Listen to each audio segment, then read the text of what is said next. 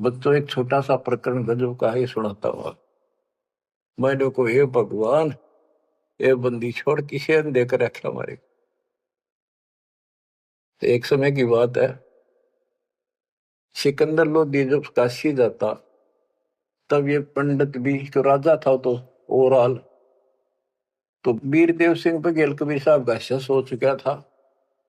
तो हिंदुओं को नो थी भाई यू सुना नहीं मारी, यू मुसलमान है यू जरूर सुनेगा। उधर से काजी मुल्ला भी दोनों दुखी थे। तो पंडित पहुंच गए सिकंदर लोधी के पास। रोज झगड़े रोज और मुकदमे। तो वो क्या हमारा ज्ञान गलत बताता है, इधर माँ विष्णु इसको ऐसे करता है, हम ये करते, हमारी भक्ति सही है इसकी गलत है।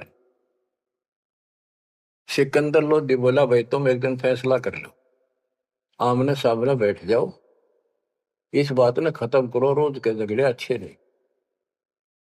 तुम अपनी विद्या देख लो, ये अपनी क्या कर लेंगे। कबीर साहब दिन निश्चित कर दिया, सारे खुश हो गए जी, बिल्कुल सही है बिल्कुल सही है। तो उन्होंने एक स्थान निश्चित कर लिया और उसमें क्या रख करा कि एक तरफ कबीर साहब बैठेंगे इसके समर्थक, एक तरफ पंडित बैठेंगे और बीच में दोनों से 15-15 20-20 फुट दूर दोनों के सेंटर में ये मूर्ति रखी जाएंगी, जैसे विष्णु जी की, दुर्गा की, जो भी वो रखते थे। और अपनी अपनी भक्ति कराएंगे।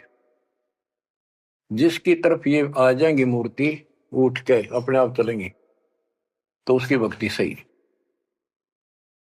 तो भाई ठीक है, फैसला हो गया। चल नहीं तुमने किसी कबीर साहब ने क्यों बोल रहे थे। सारा काम सेट हो गया।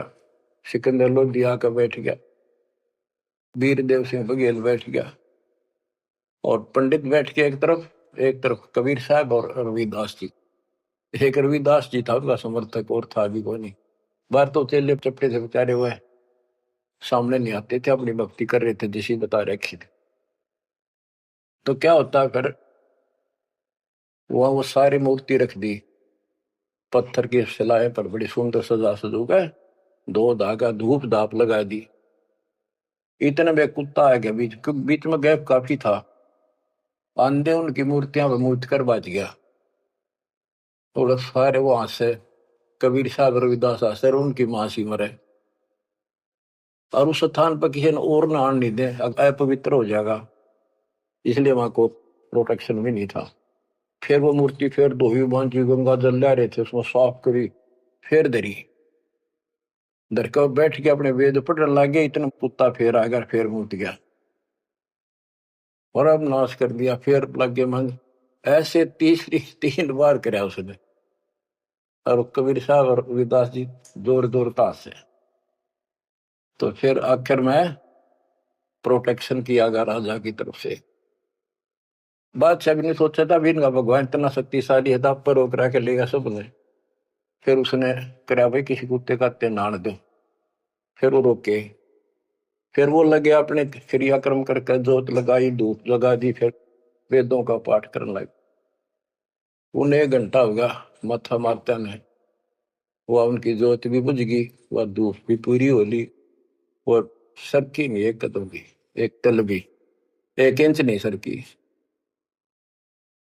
तब सिकंदर लोधी बोला कि कबीर साहब आप क्यों फैसला करो, ये तो थक लिए, इनका बस का कोई नहीं।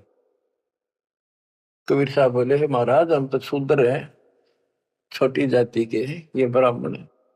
भगवान तो इनके पास जाएंगे नहाए धोए बैठे, खूब तलक तलक ला रहे, हम शूद्रों के पास भगवान कैसे आओगे। भगवान महाराज आप क्या बात करते हो। सिकंदर लोधी बोला जी दया करो, दया करो, मेरा भी पीछा छूटा है। तो परमात्मा रविदास जी से बोले ले पकड़े तारा, एक तूर एक मैं, लागे शब्द गान। शब्द तक ये गाना था वो, ये शब्द भगवान के अपने में सुत आप आरती आप सजा आप किंगर आप बन। इतने में वह मूर्ति सारी पत्थर नो के नो चल का हम सबके देखते। और कबीर साहब की गोदी में पड़ गए वह सारे मूर्ति, गोदी में बैठ गया। सिकंदर लोधी बोला भाई हो गया फैसला। माने नहीं, इसे दुष्ट से फिर भी नहीं माने, उठ कर चले गए कि जंतर मंतर कर दिया इसने। अरे तुम क्या करो थे, 2 घंटा हो गया, तुम कौन से बता यहाँ क्या कर रहे थे। बच्चों ये 100 की 100 सच्ची बातें हैं। समर्थ का शरणाग हो रंग होरी हो, कदे न हो काज राम रंग होरी हो।